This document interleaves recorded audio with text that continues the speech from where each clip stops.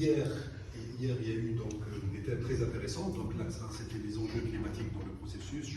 Je rappelle un peu ce qui a été vu hier. L'axe 2, c'était les droits, la gouvernance durable du cadre bâti, c'est très important. Qu'est-ce que c'est que ça? Kaspersky qui nous fait le rappel. Axe 3, c'était les territoires et l'urbanisme durable. Axe 4, patrimoine bâti et développement durable. Aujourd'hui, donc, on finit avec l'axe 5 qui est le bâtiment et l'architecture durable. Et bien sûr, comme l'a dit Sifer, on va faire à la fin de cette journée un panel de discussion, quelle stratégie adopter. Ça, c'est le plus important, c'est la participation de tout le monde pour débattre de quelle stratégie adopter pour les villes durables de demain dans les pays du Maghreb. Alors, je vais commencer par quelques réflexions sur ce sujet de l'empreinte carbone. D'abord, vous le savez tous, la réglementation thermique existe. Mais elle n'est pas très bien appliquée. Quand je dis elle n'est pas très bien appliquée au niveau des municipalités, au niveau donc des communes, etc. Les logiciels sont très simples, le clip, etc. C'est vraiment rudimentaire. Mais ça existe quand même, c'est déjà ça. Par contre, il n'y a pas de texte d'application pour la législation des achats publics, tout ce qui est achat public durable, sustainable.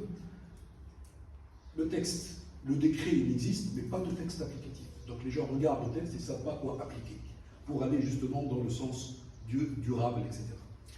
Alors maintenant, on arrive au bas carbone. Alors là, pas de législation du tout. Si les deux premiers, la législation existe, mais elle n'est pas très bien appliquée, là, on parlait un peu de l'éco-label, qui parle un peu du bas carbone, mais ce n'est pas vraiment quelque chose d'appliqué. Pas d'analyse de cycle de vie. Aucun produit fabriqué Fitons, les produits de construction, ont une analyse de cycle de vie.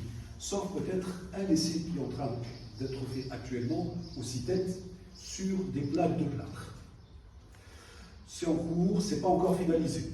C'est le tout premier, sachant qu'il y a des milliers de produits. Et puis, bien sûr, s'il n'y a pas d'analyse de cycle de vie, il n'y a pas de déclaration environnementale, c'est-à-dire les producteurs de matériaux de construction, en principe, chacun devrait avoir sa fiche de déclaration environnementale, qui est volontaire, qui n'est pas obligatoire, même dans le monde entier, elle n'est pas obligatoire.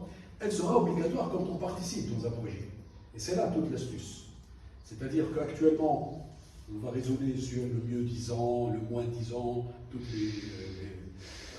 les méthodes que vous connaissez, mais dans d'autres pays, la législation impose que ce soit le mieux ou le plus bas carbone.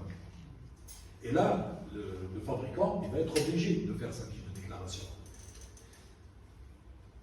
Donc, s'il n'y a pas de déclaration, c'est comme tu disais, on n'a pas de base de données sur ces DEP, ces déclarations environnementales du produit.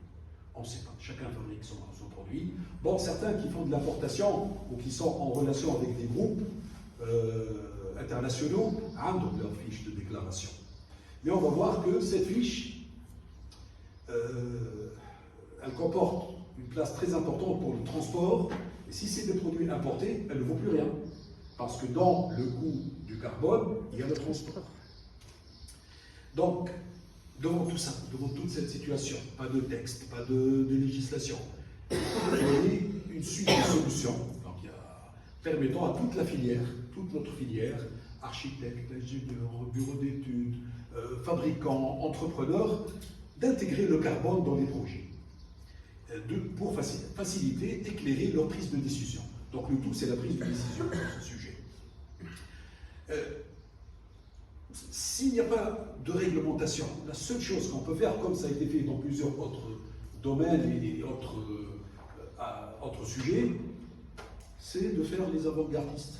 Il faut foncer, il faut y aller. Et d'ailleurs, il y a quelques bureaux d'architecture, quelques agences qui sont certifiées HQE. Elles ne sont pas nombreuses, ces agences, mais elles existent.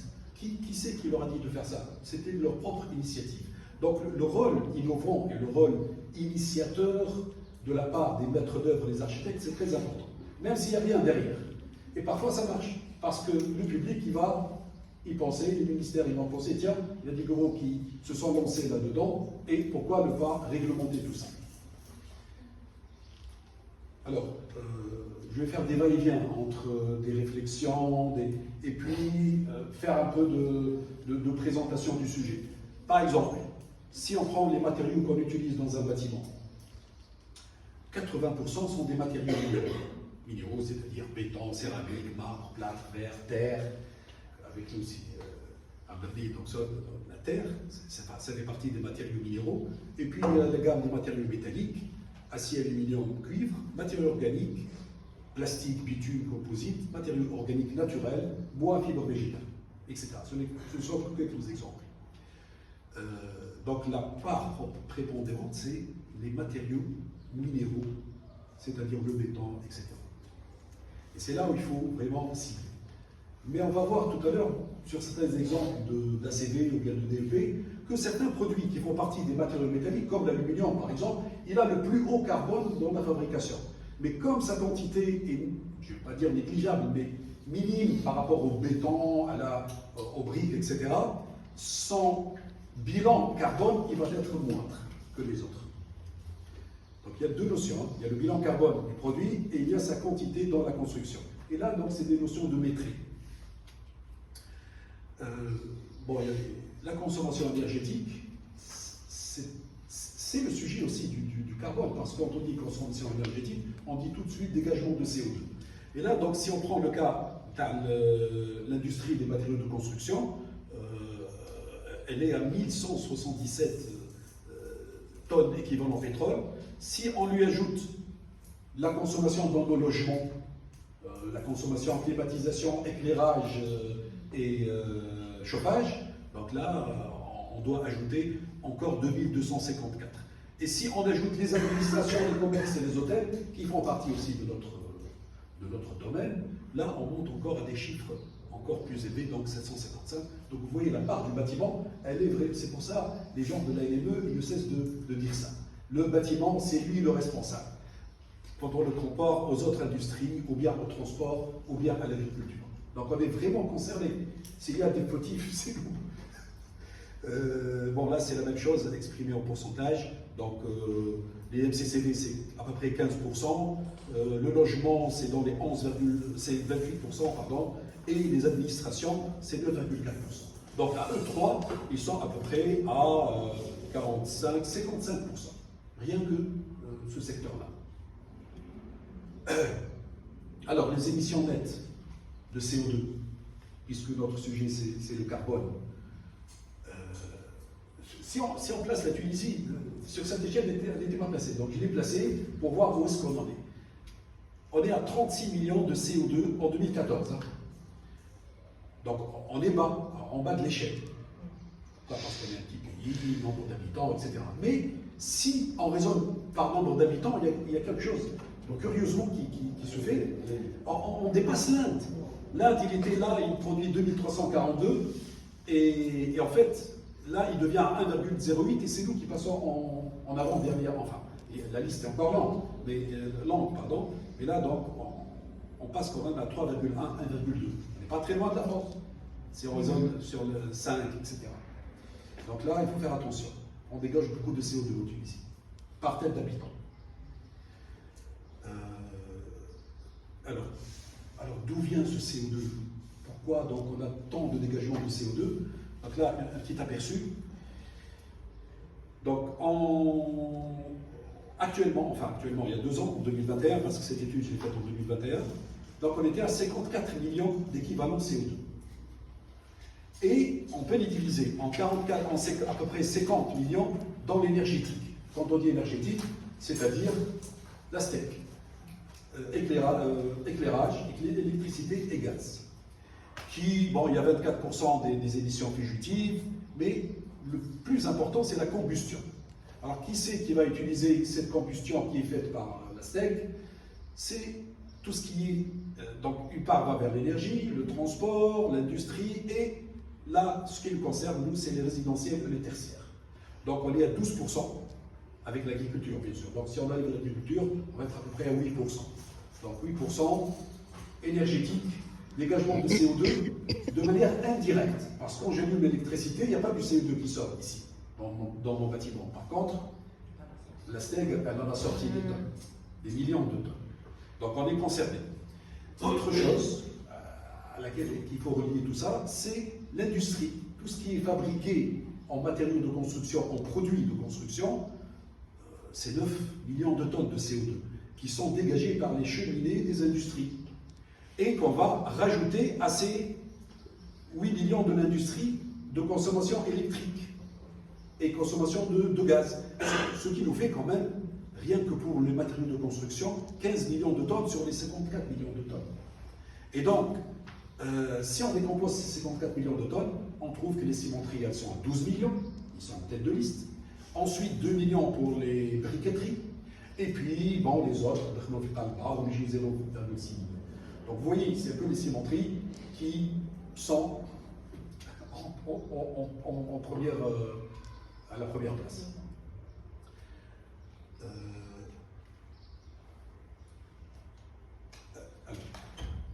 On parle de carbone, mais en fait, l'équivalent carbone, il doit être lié un peu aussi aux substances utiles, parce qu'on fabrique là des matériaux sans matière première.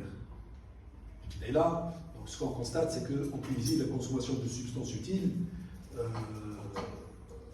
on est en train de consommer de plus en plus. Donc, dans les années en 2000, on était à 48 millions de mètres cubes, toute matière confondue, c'est-à-dire les carbonates, c'est-à-dire les calcaires, les carrières de gravier, de ballast, tout ce qui est cimenterie, les sables siliceux, les argiles, les gypses. Donc pour nous, tout ça, ce sont des substances utiles.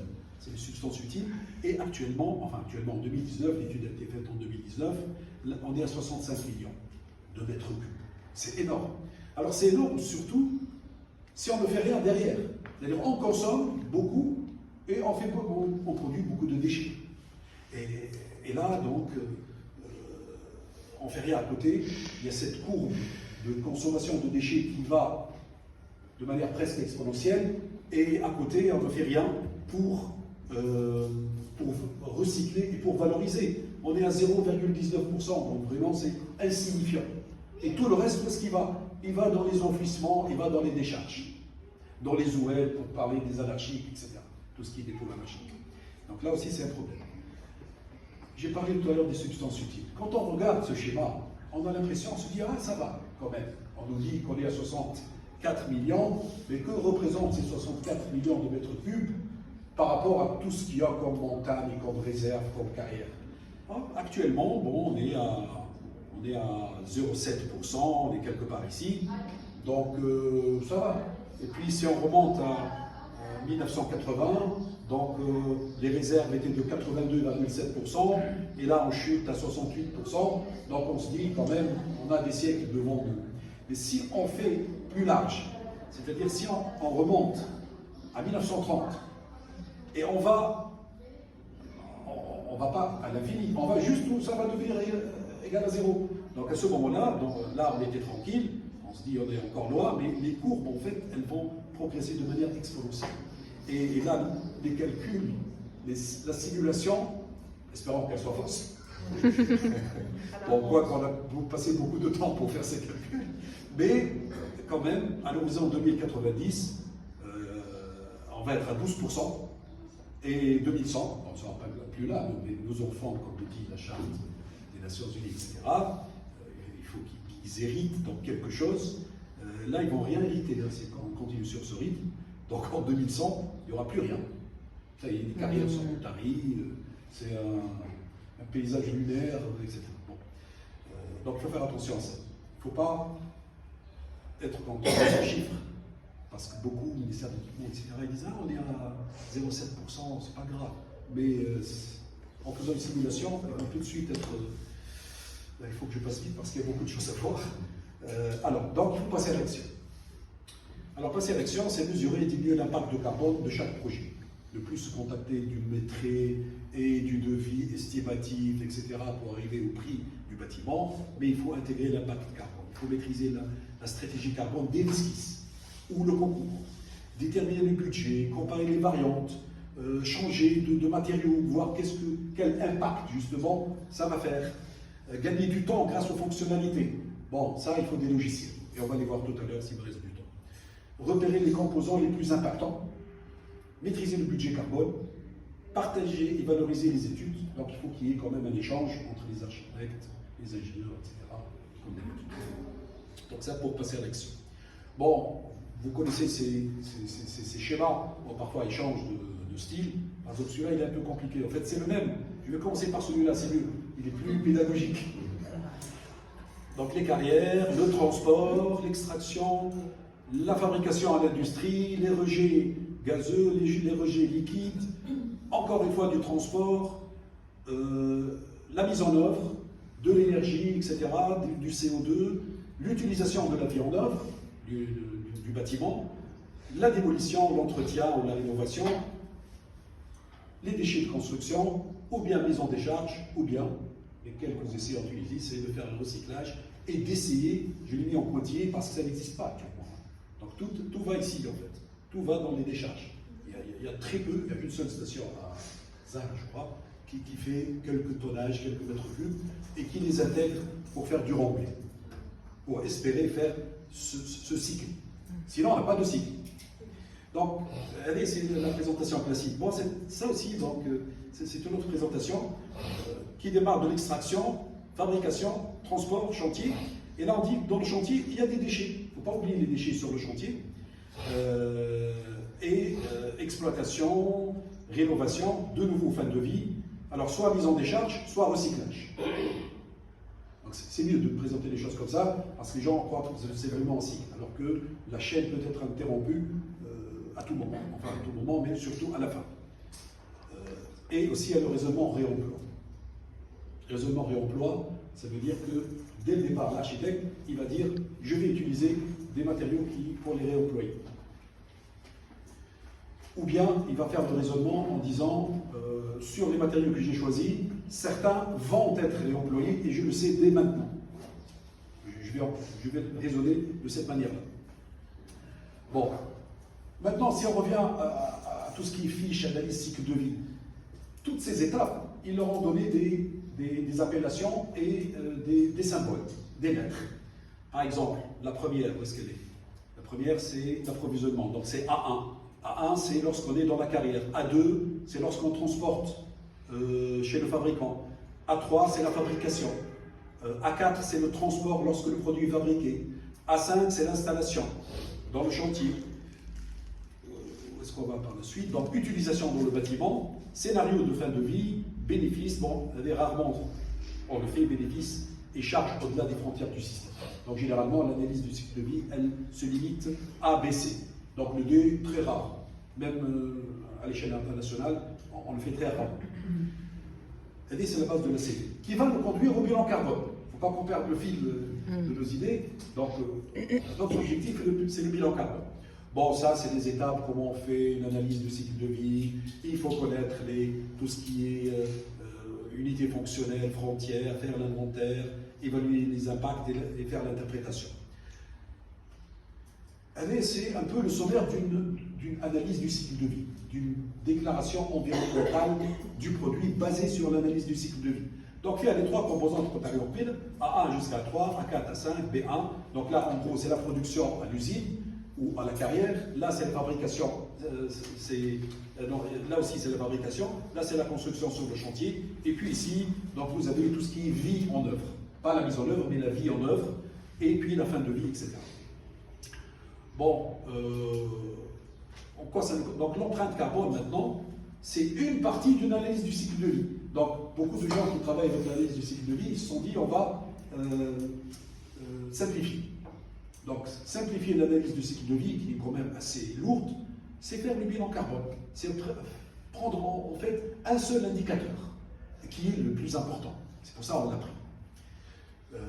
Donc, le raisonnement peut être fait sur les matériaux et produits de construction, il peut être fait sur la mise en œuvre, il peut être fait sur la vie en œuvre et sur la fin de vie. Et on retrouve les classiques, donc, dans le premier, on trouve l'épuisement, bien sûr. Après, on ne va plus le retrouver. Sinon, tout ce qui est dégagement de carbone, tout ce qui est énergie, on va le retrouver dans tous les autres. Va apparaître un autre indicateur, c'est les déchets. Là, on va le trouver après, dans le chantier ou bien dans la démolition. Bon, je vais passer rapidement. Alors, du coup, si on essaye de quantifier, mais là, c'est du qualitatif, ce n'est pas du quantitatif. Donc, dire plus, c'est-à-dire, dans le premier cas, j'ai vu qu'il y a une diminution de substances utiles, c'est beaucoup, on met 3 plus. Mais quelqu'un d'autre dans la salle peut me dire, bon, je vais mettre un seul plus. D'après mon expérience, c'est pas beaucoup. Etc. Donc vous allez trouver à chaque fois dépenses énergétiques, pollution, et chacun selon son expérience, il va mettre le nombre de plus qu'il veut, ou qu'il croit être juste. Seulement, ça reste du qualitatif, et c'est discutable. Et c'est pour ça qu'on passe à quelque chose de numérique, et quelque chose de quantifiable, et pas de qualitatif. Donc là, je remets toutes les phases, et à chaque fois, on retrouve presque la même chose, dépenses énergétiques, pollution, déchets, etc. Avec des signes plus ou moins importants, pour donner de l'importance. Là, c'est les principes avec lesquels on fait une analyse du cycle de vie, et justement, lorsqu'on fait le bilan carbone. Donc le bilan carbone, c'est uniquement cet indicateur, c'est ce qu'on appelle le changement climatique. Et c'est lui qui est exprimé en CO2. Et c'est lui sur lequel se base justement le choix des matériaux en fonction de son CO2. Alors, je reviens un peu. En première phase, on fait sortir des indicateurs midpoint, qu'on appelle midpoint, donc à mi-chemin, on va dire, concernant chaque indicateur. Après, on va les regrouper en groupes. Et là, on va sortir avec des indicateurs endpoint, qui sont tout ce qui concerne l'indicateur qui concerne les ressources, qui sont épuisables, l'indicateur qui concerne l'écosystème, et là, donc, c'est le CO2, essentiellement, et puis tout ce qui concerne la détérioration de la santé, et en final, on va faire le score unique. Ces tableaux qui sont vides doivent être remplis. Et là, c'est des études très longues. Même les bureaux d'études, ils peinent à sortir une ACV. Et le CITET, avec la plaque de plâtre, ça fait 3 ans qu'il essaie de faire sortir, parce que c'est des données, des calculs pour tous ces indicateurs. Donc il faut remplir tout ça à toutes les phases. Donc vous avez déjà une batterie d'indicateurs. En plus, vous devez le faire à l'étape A, B, C. Et peut-être D. Bon.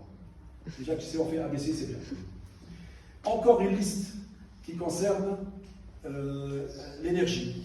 Et puis une dernière liste qui concerne la santé. Les 3 listes sont différentes que j'ai passées. La première, ça concerne surtout le réchauffement climatique. Et nous, dans le bilan carbone, on va s'intéresser uniquement à celle-là.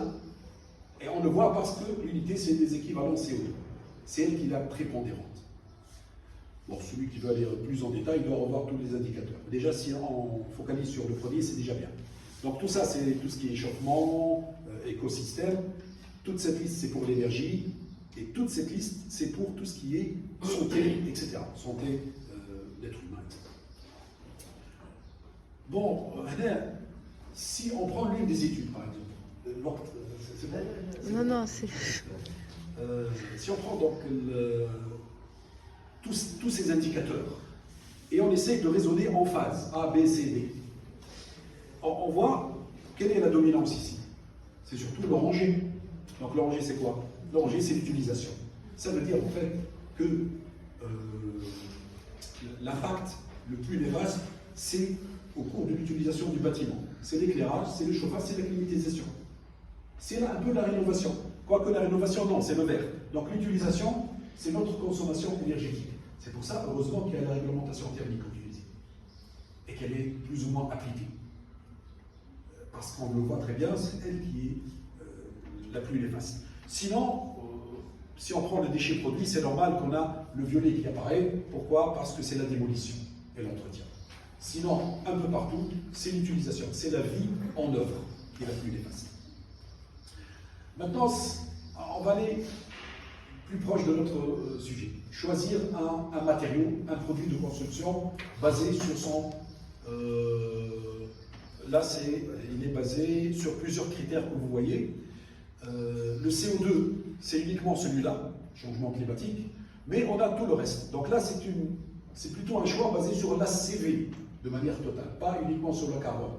Et vous connaissez, avec Excel, on peut rapidement faire ce genre de représentation. Bon, pour voir, par exemple ici, si j'ai à choisir, je vais être tenté par le produit D, mais je remarque que le produit D fait des déchets dangereux. Il est bien, par exemple, le changement climatique, il est bien en radioactif, déchets inertes. sauf qu'il a une pointe ici. Par exemple, ça peut être le cas des isolants. Bon, si on revient en arrière, maintenant c'est interdit, mais l'amiante, c'est un peu ce cas-là. Donc elle a une pointe qui va vers les déchets dangereux. Mais il y a d'autres exemples, pas que l'amiante. Il y a d'autres produits, surtout des produits chimiques organiques, auxquels il faut faire attention. Sinon, bon, il y a d'autres produits qui sont mauvais, pas mauvais partout, mais qui sont dans les 40% comme indicateurs, et il faut les éviter, par exemple le produit C. Donc c'est un peu avec ce type de diagramme qu'on peut choisir son produit. Un exemple numérique, cette fois-ci pas graphique, de plusieurs solutions. C'est-à-dire l'architecte, il peut se dire, j'ai un produit, je vais nommer GO5 par exemple, on ne va pas le citer, donc là je suis dans le gros œuvre 5. Gros œuvre 5, et je vais choisir 5 solutions pour mon gros œuvre. Je vais faire en béton, je vais le faire en briques, c'est-à-dire la maçonnerie extérieure, je vais le faire en thermopierre, je vais le faire en terre, en briques de terre comprimées, etc. Donc 5 solutions. Et je fais passer toute la batterie d'indicateurs, dans consommation énergétique, etc. Et j'essaie de sortir avec les indicateurs qu'on a appelés tout à l'heure les endpoints. Mais ce n'est pas fini. Ça, c'est le endpoint de chaque matériau. Pour cette solution, il faut pondérer et sortir avec, d'abord par famille, ressources, déchets, pollution de l'air et de l'eau, et puis arriver à un résultat final. Et là, je ne vous cache pas, il y a plusieurs méthodes de calcul.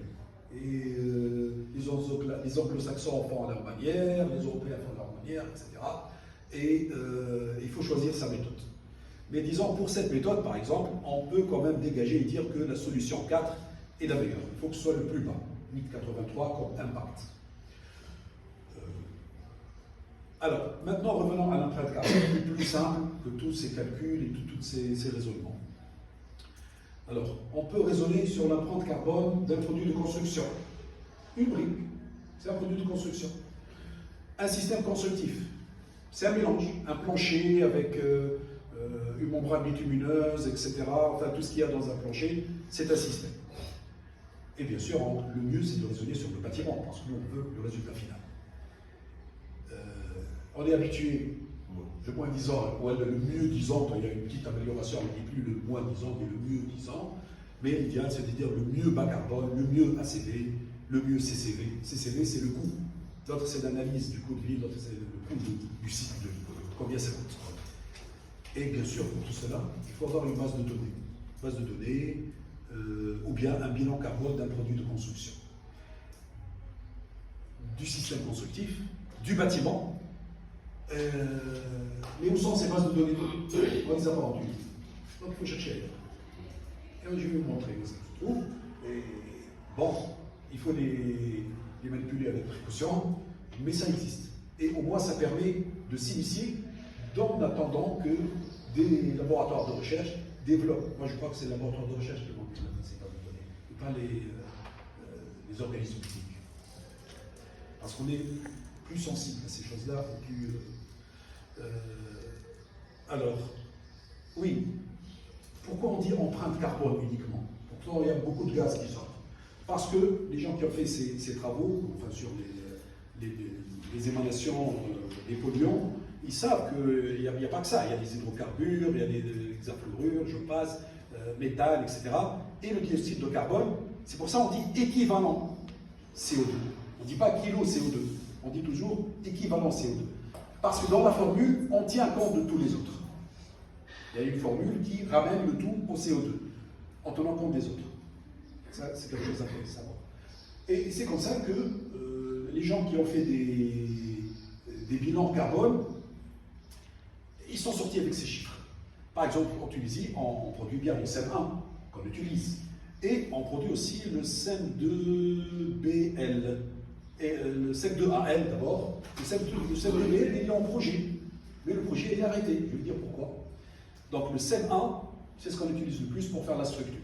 Ce qu'on appelle le CPA. Même qu'on appelle le CPA 45. Maintenant, c'est le CEM1, c'est son nom.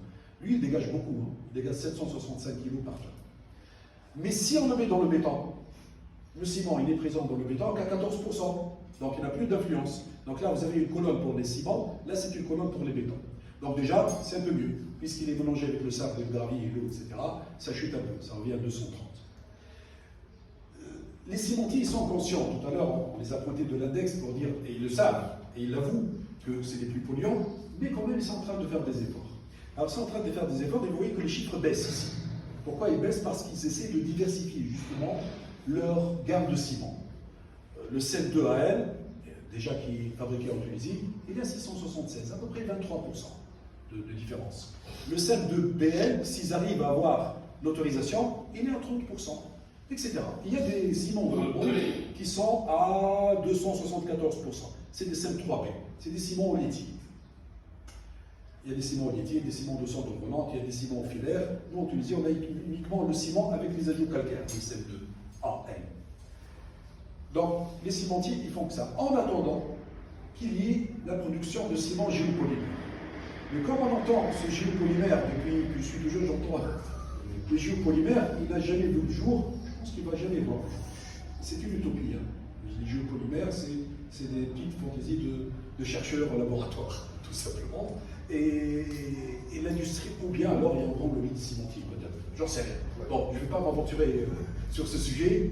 Mais certains cimentiers essayent de développer les géopolymères. Donc ça montre que quand même, s'ils arrivent vraiment à mettre au point ces géopolymères qui sont à base d'argile et avec un peu de produits chimiques, peut-être que ça marchera. Alors, donc vous voyez, les ciments, selon le type, ils ne sont pas tous au même bilan carbone. Alors, ce qu'il faut savoir sur le ciment, c'est que le CO2 qui est dégagé, les 760, les 230, etc., qu'on a vu, furent deux sous-annuels à CO2. J'ai voulu attirer votre attention là-dessus. Il y a ceux qui sont dus à l'énergie. C'est-à-dire, je mets du combustible, je produis de la température, je chauffe, et les CO2 qui se dégagent, c'est dû au combustible.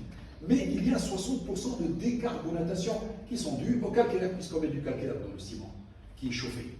Donc il y a la formule CCA-CO2 que vous connaissez, donc le CO2 il part par la cheminée, accompagné par ceux de la combustion. Donc là, si les 40%, on ne peut rien faire, sauf utiliser du combustible alternatif. C'est-à-dire au lieu du pétrole, on va utiliser de la magie, non pas de la magie, l'autre, de la phytola, ou bien des déchets de pneus, etc. Mais ceci dit, ça décoche toujours du CO2, hein, donc peut-être un peu moins. Mais c'est là qu'il faut jouer, c'est pas sur les 40% d'énergie. Parce que quand on chauffe, il faut chauffer à 40%. On ne peut pas faire autre chose. À moins de faire. Il y a des petites solutions quand même. Il y a tout ce qui est la cogénération. Dans plusieurs cimenteries, ils l'ont fait, dans plusieurs briqueteries. Et là, ça diminue un peu, 15 à 20%. Mais surtout, il faut jouer sur la décarbonatation, mettre moins de calcaire et mettre plutôt du laitier, des cendres volantes, etc. Faire des ciments aux ajouts. Bon, là vous l'avez compris, quand on passe du 7.1 au 7.3 au 7.4, on gagne 25,3%, on peut même aller jusqu'à 50%. C'est pas mal. Actuellement, on en est là. Alors j'ai dit tout à l'heure pourquoi le 7.2B, on ne peut pas le développer, parce que le ministère de l'équipement, il voit le côté sécuritaire. Et il dit, bon, ils vont l'utiliser dans le béton armé, la résistance elle est bonne, mais qui nous dit que dans 30 ans, ce ne sera pas bon. Bon, il rentre un peu dans le sens de la durée de vie. Bon, c'est un blocage actuellement, pourtant les cimentiers ils sont prêts à le faire. Il y en a même certains qui l'ont produit, mais qui n'arrivent pas à le commercialiser à cause de cette non-autorisation de la part du ministère de l'Équipement, concernant le 7.2BL. Alors il exporte. Voilà les ciments, donc là toute la gamme, comment on fait baisser le CO2 des ciments. Pour les granulats à la carrière, ils sont à 2,5 kg par tonne. Rien du tout. Donc, pourquoi ils s'élèvent à 360 et 241? C'est à cause du transport, tout simplement. Parce que les carrières ne sont pas en vie. Donc, le transport, c'est vraiment mouche. Bon, ici, oui. Alors, quand on dit que le béton armé est à 285 à 400 kg par CO2, c'est par mètre cube.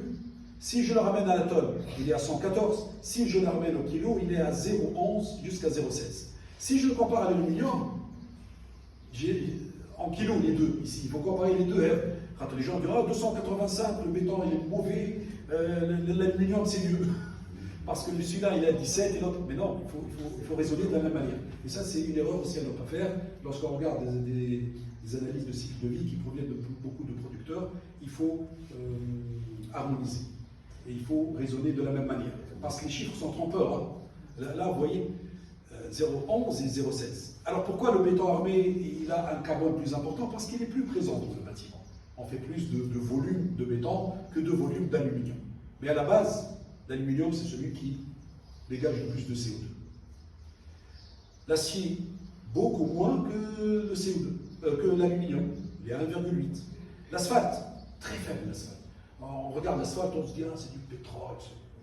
C'est pas vrai. Donc le CO2, à la fabrication, il ne dégage pas beaucoup de CO2. Donc on est à 0,01 à 0,02 CO2 par kilo. C'est vrai que certains concurrents qui veulent faire les routes en bitume plutôt qu'en béton, ils vont avancer ce chiffre. 10 à 20, mais à la tonne. Donc il faut revenir au kilo. Et sinon, on peut raisonner aussi en mètres carrés. Et ça va nous servir au mètre carré. Si on a un projet avec le métré, on est plus habitué à travailler avec les mètres carrés qu'avec les mètres cubes, les kilos, etc.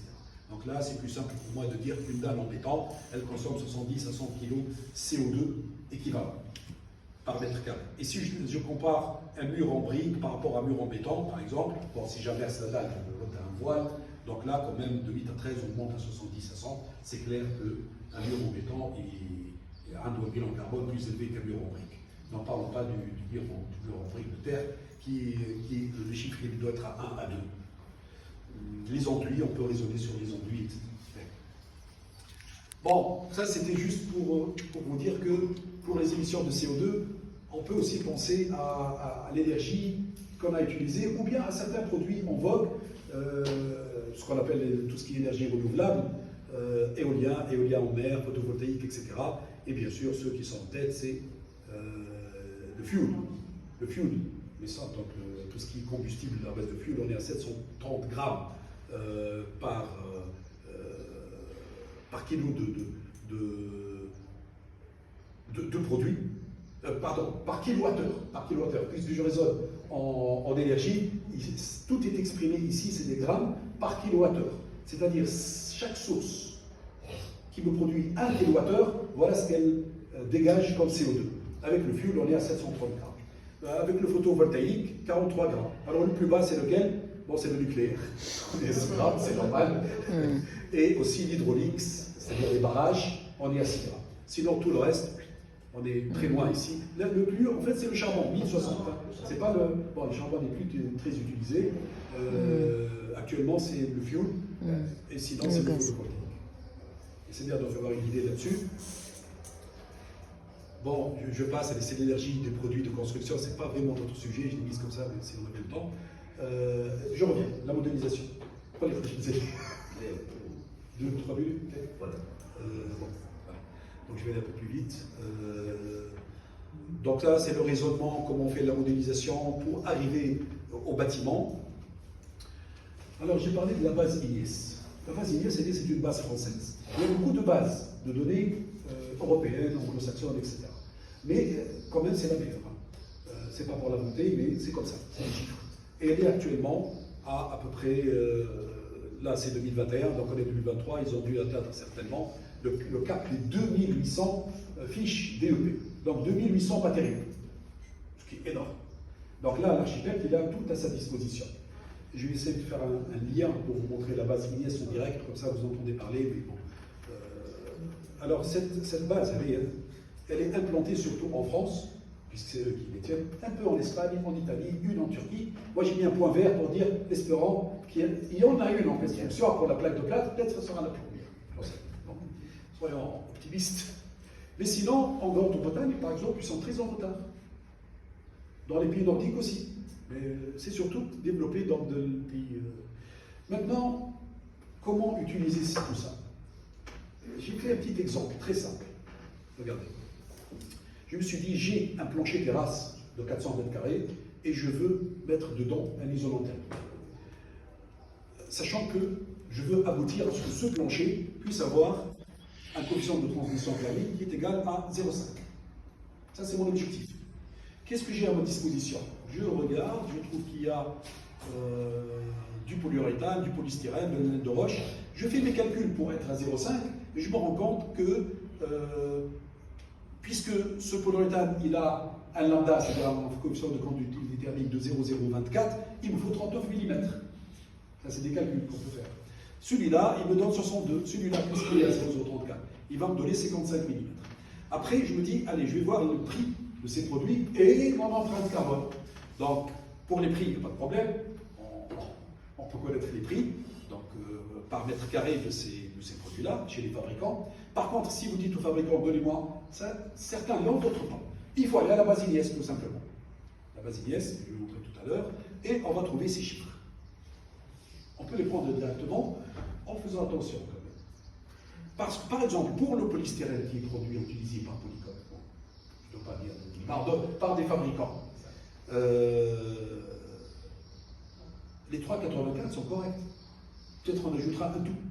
Non, ils sont corrects. Parce que dans les 3,84, il y a déjà le transport. Le transport en France.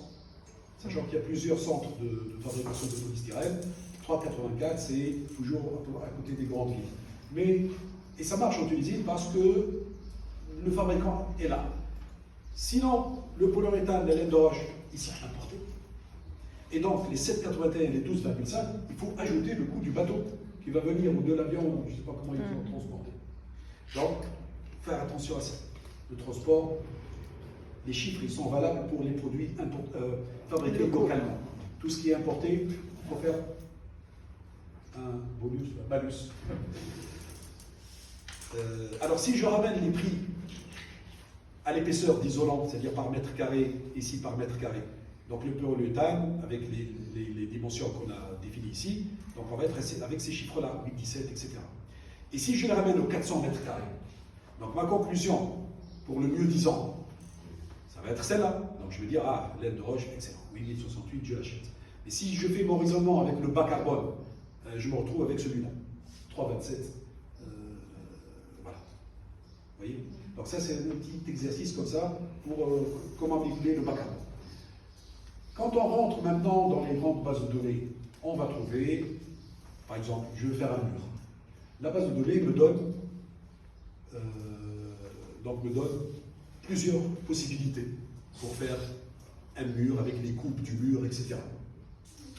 Et j'en choisis un, par exemple. Dès que j'en choisis un, qu'est-ce qu'il va faire?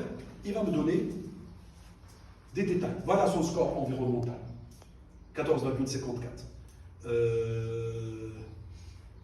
Voilà son énergie, et voilà sa valeur U. Si je vais un peu plus loin, toujours dans la base de données, elle est gratuite, hein, cette base de données, je vais essayer de vous montrer maintenant ou tout à l'heure, hein, après les autres.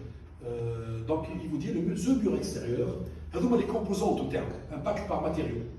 Donc celui qui est le plus néfaste, c'est la brique, 31%. Sinon les autres, ils sont insignifiants. Il y a une partie de bloc plein, 44% en béton. Donc il vous donne l'impact par matériau dans le mur que vous avez choisi. Il peut aussi vous donner l'impact par étape de vie, cycle de vie, dont on a parlé tout à l'heure. Fabrication, utilisation, etc. Toutes les étapes d'utilisation du matériau. Il peut aussi vous donner l'impact par indicateur.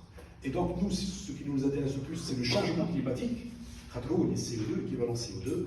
Donc là, je vais dire quelle est la part dans le changement climatique. Sinon, je peux avoir aussi une idée sur les autres. Ça, c'est uniquement sur un mur que j'ai choisi. Et je peux, comme ça, en naviguant, voir, en changeant de type de mur, voir qu'est-ce qu'il en est. Dernier petit exemple, concernant l'influence du choix de la conception, c'est notre sujet, basé sur le bas carbone. J'ai fait varier 3 paramètres. La compacité, dans le sens architectural, c'est-à-dire dans le sens volumétrique, le taux de vitrage, vous connaissez, et la résistance thermique des parois opaques. Les parois opaques, c'est-à-dire les murs, sans les vitrages, tout ce qui est opaque. Donc,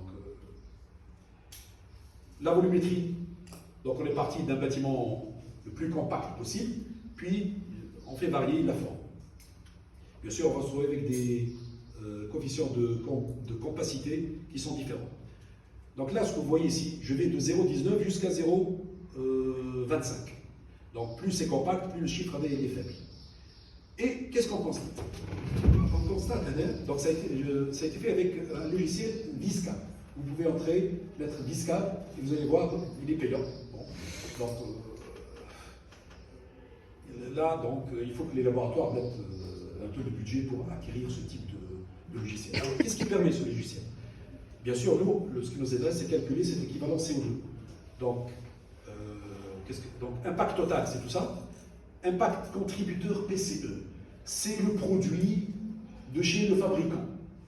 Et après, impact contributeur énergie, c'est la vie en œuvre, c'est la consommation énergétique. Donc, plus un bâtiment est compact, moins bien sûr il va consommer, mais si on va vers celui-là, qui a une forme de H avec des bâtiments l'un en face de l'autre, donc on constate qu'on monte en équivalent carbone. Pourquoi? Parce qu'il y a beaucoup plus de vitrage, il y a beaucoup plus de parois qui donnent des déperditions thermiques. On est plus exposé aux déperditions thermiques. Aussi bien à la fabrication, pour le produit, lorsqu'on raisonne sur la fabrication, que sur son utilisation. Le contraire, pardon. Lorsqu'on raisonne sur sa fabrication, c'est-à-dire contributeur PCE, le produit, que le contributeur énergie. Avec une stagnation ici entre ces deux types de bâtiments, il n'y a pas une grande différence. Là, vous voyez, ça stagne. Donc, volumétrie avec deux types. L'un pour le logement et l'autre pour le bureau. Parce que le raisonnement n'est pas le même, logement-bureau. Voilà. C'est inversé. On peut aussi faire sur le taux de vitrage. Donc, je fais varier mon taux de vitrage de 12% à 37% et je vois quel est l'impact total. Quel est l'impact du contributeur, c'est-à-dire du produit, le compact de la consommation d'énergie. Je vois aussi qu'il y a des différences. Et bien sûr, ça me guide pour mon choix. On ne va pas entrer dans les détails en même temps. C'est le principe, je vous montre le principe. Pour la résistance des parois opaques, je travaille avec la terre aux pierres, ou bien je travaille avec la brique, ou je travaille avec le béton. Alors là, qu'est-ce qu'on constate? On constate que plus le mur est résistant, c'est-à-dire plus il est isolant, là, il n'est pas bien isolant. Là, il est au maximum de son isolation. Et on voit que pour la partie énergie, climatisation, chauffage, ça chute. Pour le contributeur PCE, le produit tel qu'il est fabriqué chez le producteur, il n'y a pas une grande influence. Même que les produits très isolants, comme la thermopierre, ils sont très mauvais à la construction, à la fabrication. Ils dégagent beaucoup de CO2 lorsqu'on les fabrique. Mais, comme on dit, ça chute. Donc il faut être conscient de ces choses-là. Bon, raisonnement, logement, bureau. Bon, quelques exemples, les chiffres qui fait chaud, je vous les col. Donc nous, ce qui nous intéresse, c'est les col. Bon, nous, ce qui nous intéresse, parce qu'on parle du carbone, le Global Warming Potential, c'est-à-dire le réchauffement climatique exprimé en CO2. Donc on voit que d'un bâtiment à un autre, on peut trouver un bâtiment, c'est en Allemagne, il y a des études, 21,3, 47,2, 73,9. Donc c'est là qu'on se rend compte, ça c'est pour tout le bâtiment. Hein. Donc on peut faire composant par composant, système constructif, et à la fin on fait le bâtiment. Bon, là c'est quelques exemples, vous pouvez chercher sur internet, mettez exemple d'outils, toute cette liste va sortir, c'est comme ça que j'ai fait. Alors, pour ceux qui utilisent Revit, il y a une nouveauté qui est sortie. Donc, est-ce qu'il y a des gens voilà, ça, qui utilisent Revit? Tous, bon. Analyse. Est-ce que vous l'avez déjà vu? Analyse. Analyse, fait. Ça vient juste de sortir, c'est tout récent. Faire la partie rien, Carbon Insight. Donc, tu تخدم على روحك وتختار اللي تحب كون برودوي اكسيتيرا تخدم الكل لا بون تخدم الكل في الفاريونت نتاعك هذيك تعمل هكا تحط انالايز كاربون يخرج لك الحكايه دي الكل. C'est magnifique. Mais il faut avoir la licence payante, pas la licence. Qui n'est pas mal du tout, c'est le potentiel de réversibilité.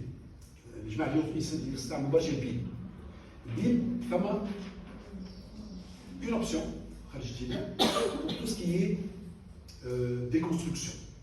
C'est-à-dire quand j'utilise un matériau, le projet les produits colle, donc ils sont à 0,9, c'est-à-dire ils sont réversibles.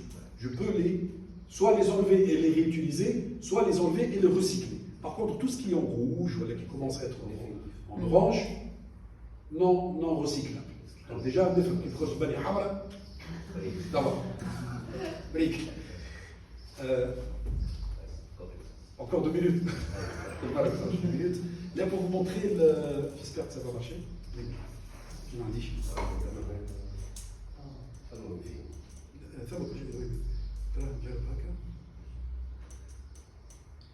Voici, je clique dessus.